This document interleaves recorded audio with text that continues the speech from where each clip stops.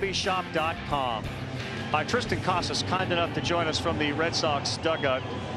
He and we would much prefer he be on the field playing, but that's not the case right now. How are you feeling? Hey, what's up, guys? How we doing in the booth? Everybody good? We're good. How are you doing? Awesome. I'm doing fantastic. Huge shout out to all the dads out there. Happy Father's Day to everybody. Happy Father's Day to my dad, Jose. Without him, I wouldn't have this opportunity. Funny story about my dad. This is my favorite memory of my dad, right? I heard AC tell his when I was in Little League, right? Coach pitch. I had to have been 6 or 7 just because of how young I was when I kind of enacted the way that I did in this type of situation that I had. Oh boy, Foxy.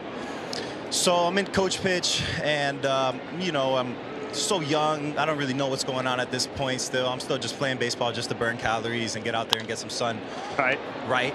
And you know, I get out one day and I come back to the dugout crying, pissed, and you know, that's what a 6-year-old does. He sits on the bench and he cries and he doesn't want to go out there when you know, his team's playing defense. So my dad, you know, being the dad that he is, trying to teach me the lessons that he did in his own special way, came into the dugout. He actually grabbed me by my shirt, dragged me to the line, and Looney Tunes style kicked me out onto the field. And actually had one of my best friends that I went to high school with later. He ended up playing pro ball. His mom actually called child services on my dad, had him arrested at the field.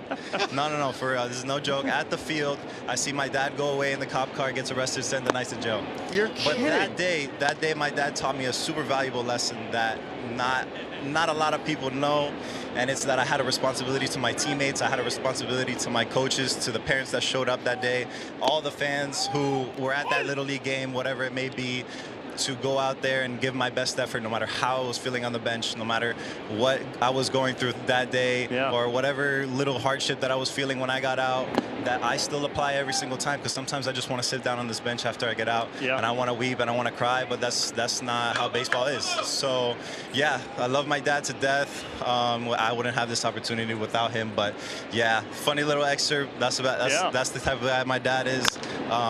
So that's true. Now, obviously not fans of Wile E. Coyote, the people that saw that. You know, they weren't into the Looney Tunes thing. Right. They were not into that. Yeah, later in high school, my friend's mom actually apologized to my dad and, you know, said something along the lines of, we don't know why you acted the way you did, but now seeing the great man that you raised and the well-equipped to, you know, go out and handle whatever adversity, we apologize on behalf of our family. So, yeah, there was a little apology right there at the end. Here's Dom Smith. He swings and misses. Do you remember what your dad said or what you said the day he spent the night in jail? Yeah, that's the understanding of the story. I don't know if it was a little stretch. I don't know, you know, if somebody would have been in the truth, or even I am. I don't know. But yeah, that's my understanding of it. Yeah. Okay. Yeah, he's an awesome guy, though. So actually, physically, because there are a whole bunch of Red Sox fans watching, how are you doing?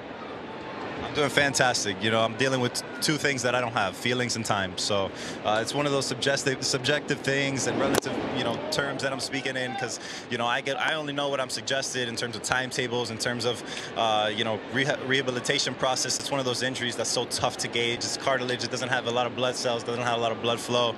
So I'm literally waiting for the tissues to mend those things, and I sometimes got to deal with a little bit of pain to kind of remodel those patterns in between my swings and all the rotation work that I got to do to get ready to you know, execute these movements, because I'm watching the games every single day.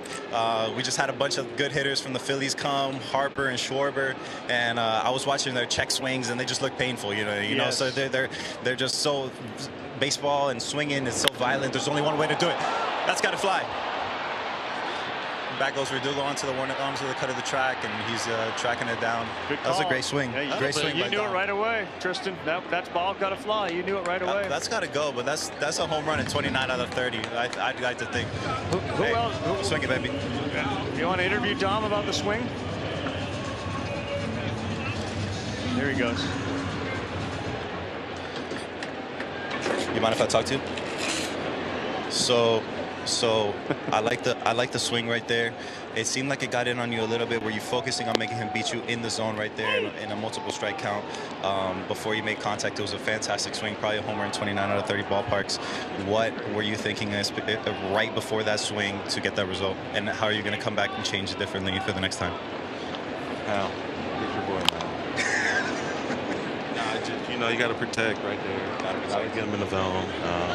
Good pitcher out there, just missed it.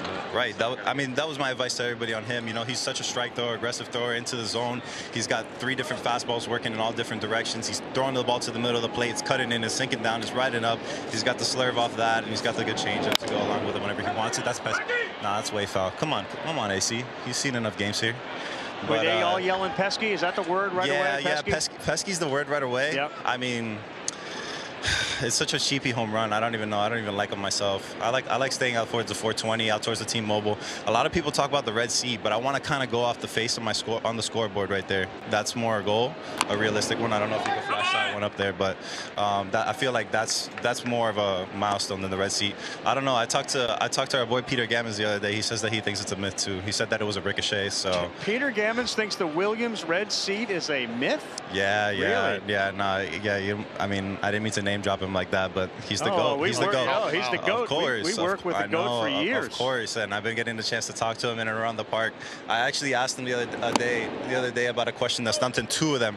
I was wondering what the circles around home plate mean, right? Like, is that on deck? Like, did that used to be the on deck circle, number 1? Yeah, a little close, right? Right? Or I said that it was a camera circle for like the old time photographers to take pictures of Ted Williams when he was breaking all those records.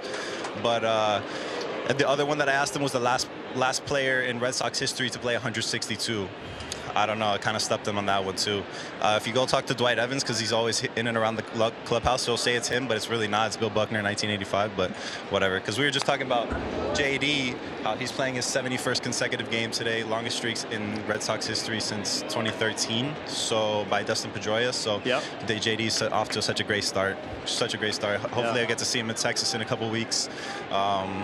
He's top 5 in almost every single category and often in American League outfield among their American League outfielders. He's got 10 defensive run saves, second in the major leagues behind Dalton Varsho. He's in the 100th percentile for base running value.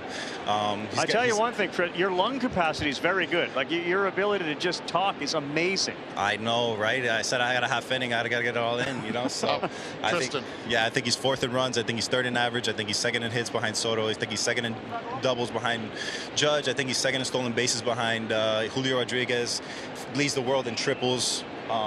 Savant. Runner goes here. And a hit run works beautifully. Go, Chiqui!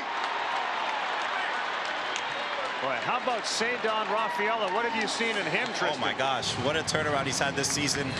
It's such a beautiful thing when he's controlling the zone. He's staying patient, letting the ball travel, and using the opposite field. He did it last night against Rendon. He had the 3-hit game the other day, and yeah, it's really something special to see. He's driving in runs. He's leading MLB rookies in runs and RBIs. What's up? Hey, te mando a decir el 74, Kenley Jensen, que te quitara el micrófono, que está hablando demasiado. Dame, suéltalo. Eso es mi. Hey, que está hablando mucha porquería ya. Ellos le di la micrófono, like the microwave. This is a microwave. Okay. Because I'm hot. I'm cooking right now. Hey, tú estás hablando mucho, que te calles. Hay razón porque ellos no le di micrófono a ti y a mí. Ellos le di a mí y no a ti por razón. Porque yo hablo demasiado. Eso es mi trabajo ahora. Yo estoy hablando. They said Okay, real quick, Triston, real quick. Let me interpret here for the fans. For sure. So bottom line, it was Kenley Jansen who's inside watching. Sent Bayo out to say, look, Kenley Jansen saying, give up the microphone because you're talking way too much. What do you have to say about that? All I'm saying is that I understood the assignment. I think right. So all I knew is that I was getting bottom 4 and not anything else. The freedom with it. You're taking advantage of it. Last night we had a 4-hour rain delay in Omaha. We should have known to call you. What amazing games those have been, right? Yeah, they've been great. They've been great. Gosh. Triston, really quick. Yes. Runners at 1st and 3rd right now for the Boston Red Sox. We've already seen them attempt steal 3 times successfully. Right now, situation with 2 outs, would not be surprised if something's on again. No, I would. We got our best hitter at the lineup, and we got Emmanuel, who's not a very good runner at third base. Duran is swinging, and the runner was going, and Rizzo smothers it. Well, you keep playing baseball for a little bit. We'll let Eduardo sit up here, but you were amazing. Thank you, guys. Thank you very much, Triston.